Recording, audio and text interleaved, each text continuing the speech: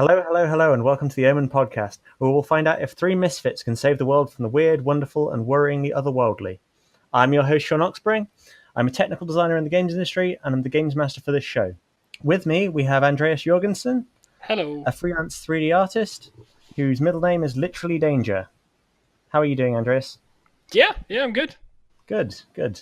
We also have Nelson, who is an award-adjacent games writer and writer for games. How are you doing, friend?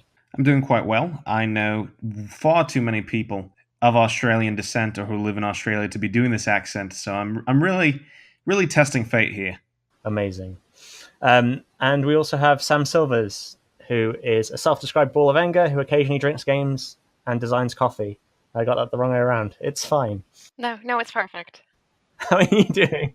Well, as for missing the front teeth, been better, but I'm here. So we were supposed to be recording this a little bit earlier, but then Sam had to go to the dentist, and they decided to remove your front teeth, which is unfortunate. I'm just going to quickly go over your three characters before we introduce our special guest this week.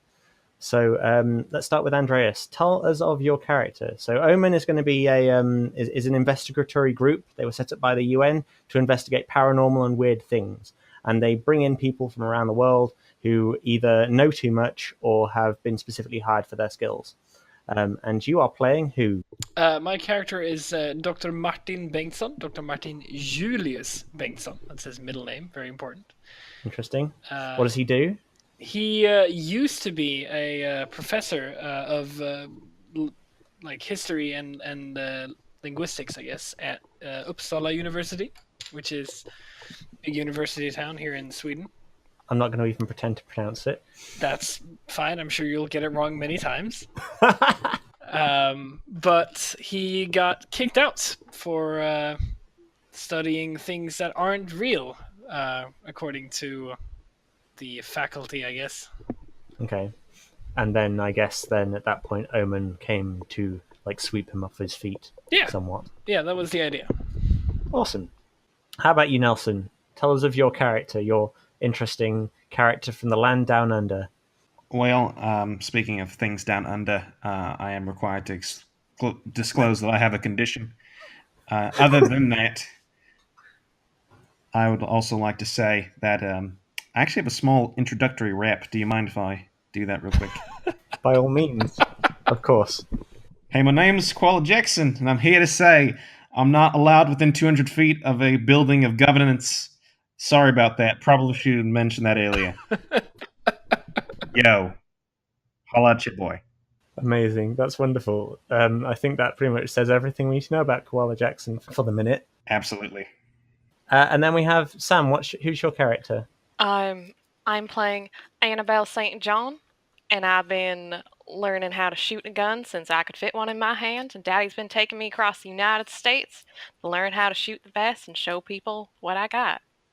Excellent. We at least have one member of the team who will be competent with a weapon, which is awesome. I'm glad. And as you all know, O.M.E.N as a group have a very high rate of staff turnover because most people either go insane or they die. And this time around, the team is going to be joined by Dan Pearce, who is a game designer and director of Four Circle Interactive. Hello, Dan. Hello. Can you tell us about your character? Now, everyone else doesn't know who the guest's character is going to be, so this is a bit of a surprise for everyone.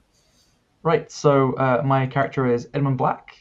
He's a pretty young man. His whole life, pretty much up until the point where his application got rejected, he was incredibly interested in studying at Oxford University. He was particularly interested in ancient history, but he plays kind of fast and loose with details. So upon being rejected, he decided that he was going to travel the world and basically just find out things for himself. That sounds quite nice. So I assume when he got drafted by O.M.E.N, he either saw something wrong or did he just decide to join somehow? He was kind of confused when he was drafted for O.M.E.N. I don't think he quite understood what he saw. But he's certainly seen a great deal of things, and he has an approximate knowledge of many of them. Amazing. Awesome. Well, having approximate knowledge in this particular case is better than having a full knowledge, because having a full knowledge will drive you insane. So, We're going to begin this. We're going to be having our first mission with you guys together, and we are going to be going to Cairo. So we're going to be going to Egypt for this mission. So you all start off on an airplane. It's a commercial flight. I think it's Ryanair, probably Ryanair. Oh, so God. I hope none of you wanted to go to the toilet, because otherwise you'll have to pay to get into the toilets here. And you have all got your in-flight entertainment books, and when you open them, you see inside a pair of headphones, and it says, "Please put these on and put them into the side of your chair." So you put them into the sides of your chair, and immediately the screen in front of you, because this is one of the really good Ryanair flights where you actually have a screen in front of you rather than just a person in front of you instead. Impossible. Okay, maybe this is... I might be tweaking reality a little bit here. They happen to have a couple of them in front of you for some reason. Yeah, This is a very special Ryanair flight, of course. Lion Air. It's Ryanair. And so you turn on, and the screen turns on immediately, and you are greeted with a dark shadow of a man. And he's got a big oak table in front of him. On one side, he has a little statue of what kind of looks like Margaret Thatcher, but you can't really be sure. It might also be like a sort of strange otherworldly god, and he's got a suspiciously low amount of paperwork. He looks at you, and he begins to talk. Good evening. This is Brimstone calling Cairo Team 1. I assume you've all properly introduced yourselves to one another on the flight. You should be landing at Cairo International shortly, roughly 6 p.m. their time. Incidentally, do be sure you're using the airline-provided headphones. You are flying economy, and people will hear. This mission is a simple one, as it is your first assignment, and you're probably all a little green. Possibly. Literally, our hiring policies are eclectic, and I don't find it worthwhile to read anyone's file that they've made it past at least one Christmas party. Your key, Mr. Brimstone. Ah, yes, thank you, Dolores. Archaeologists have recently uncovered a large black sarcophagus containing the bodies of 3 individuals. These bodies are unimportant to O.M.E.N. What is important, however, is the liquid surrounding said corpses. The liquid has otherworldly properties and is highly charged with formic energy. Most humans exhibit a strong desire to drink the substance.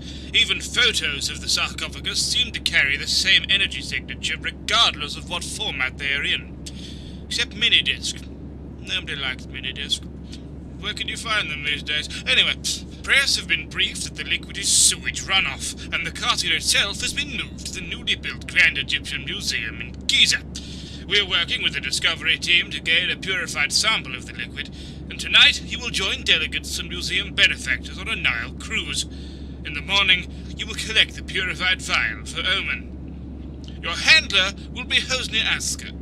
If he looks suspiciously like a taxi driver, that's because he is. The Cairo branch is woefully underfunded. He will meet you at the airport and drive you to Giza. Good luck, agents, and please don't do anything stupid. An unreasonable request. I think that's perfectly reasonable as your first task, don't you think? The Dolores creature that ran on or delivered the tea, was that visible on the monitor? You could not see what or who Dolores was. All you saw was him reach down and collect a cup of tea from the floor.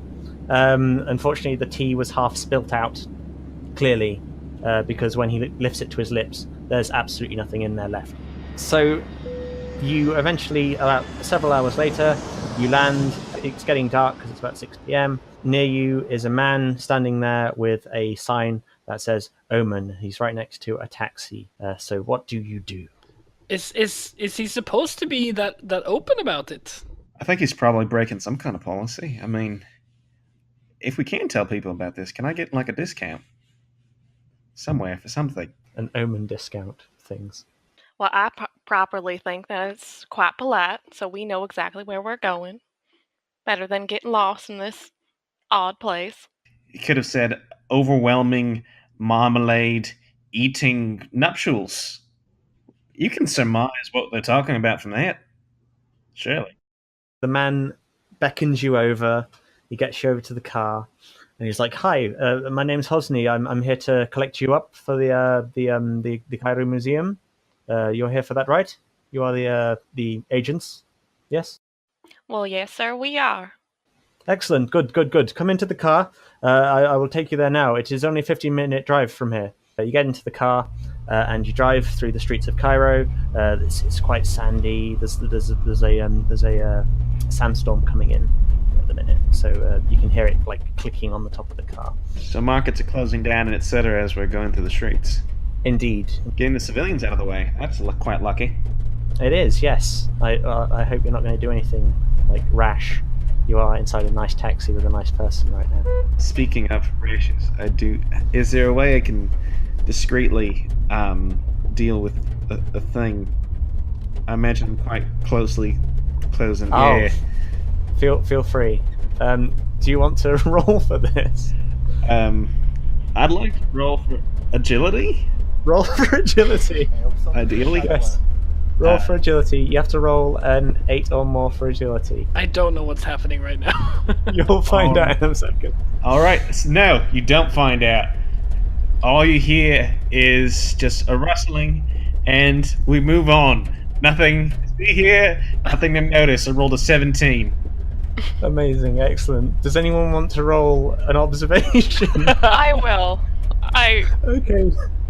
Oh, nice, impressive. Okay, so you notice that Koala Jackson has reached down into his breeches and is liberally scratching himself.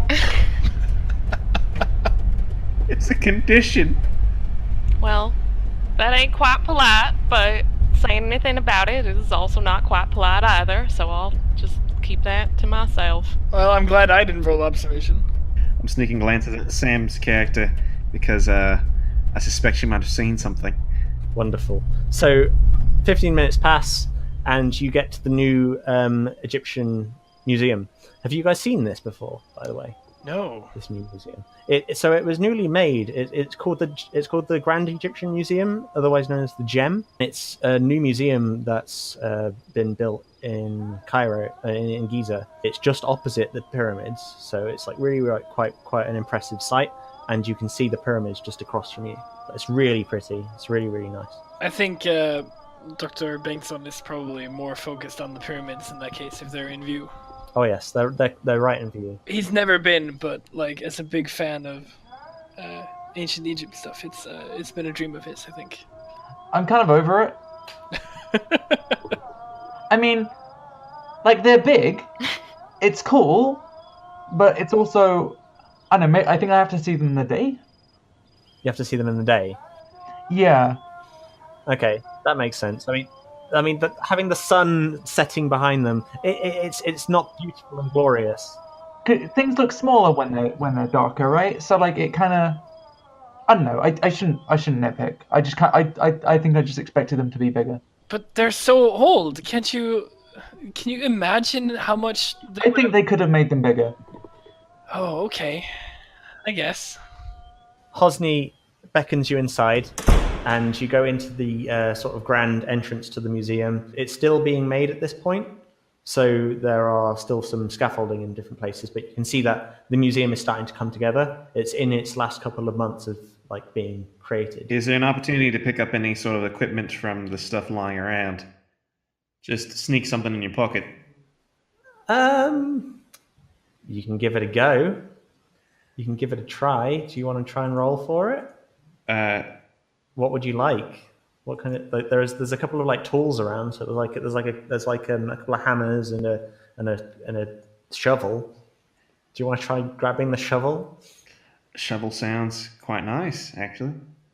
All right, roll for. So you have to try and nick a shovel. So I would say that's probably up there in like the. I'd say you got to roll at least like a 17 for that. 17 what? 17 agility. Oh man. Oh. You walk over to the shovel, and you just pick it up, and Hosni looks at you, and you look back at him, and what are you going to say? He's just blinking at this moment in time, just very confused. There's a lot of sand, and there's a lot of people, and there's a lot of animals. Can I slap the shovel out of Koala Jackson's hand? You can try. Yeah, I'm not sure that Martin is strong enough to do anything, but yeah. Well, I imagine it wouldn't be too hard. I've kind of been taken unawares. I thought this would be much easier. Martin just sort of like shoos Carla Jackson, and he drops the shovel. Do you want to get your mind wiped? The instant you say mind wiped, like my face just turns into like a mask. It's like I'm recalling something horrible. Side note, the O.M.E.N group mind wipe people who don't sort of follow orders or go a bit AWOL. I'm not going AWOL. If anything, I'm trying to go under one. Well, now, bless your heart, you're about halfway to being able to rub 2 brain cells together. After this, you go up some stairs and through a corridor, and eventually you end up at the main office of the head of the institute. His name is Amir Shadid, and he's the curator of the museum. You go into his office. It's a very, very lavish-looking room. It has a chaise lounge in one corner. There's a great big desk. He's sitting behind it, looking reasonably troubled. He's sort of sitting there just like doing some paperwork. Hosni comes in and says, hello, this is Amir. These are the agents from O.M.E.N who have come to pick up the vial of liquid. Amir looks at you and goes, Oh, yes, of course, hello. The liquid isn't ready yet. I believe that you're coming with us to the party tonight on the Nile. Is there a party? I wasn't told I would have to go to any parties. I believe that was the case. I did get in contact with your superior, Dr. Brimstone, and he said that you'd be coming to the party tonight. What kind of party is it? Is there blackjack? That will be blackjack, yes. There's a bunch of different casino games, and there's a bunch of free food as well. Will there be Uno? I look at Dan trying to one-up him with my sophistication. I look back at Koala dreamily, not fully understanding the context of his emotions. So Amir looks at you both and goes, There will be games, and it will be a trip, all expenses paid across the Nile. There's no catch at all. No catch, none whatsoever. Everything's going to be fine. And then at that very moment, the lights turn off. There is a massive power cut. All the computers go off and everything falls apart. Martin screams. And with that, we come to a close of this episode of the podcast. Thank you for listening. We'll see you next time.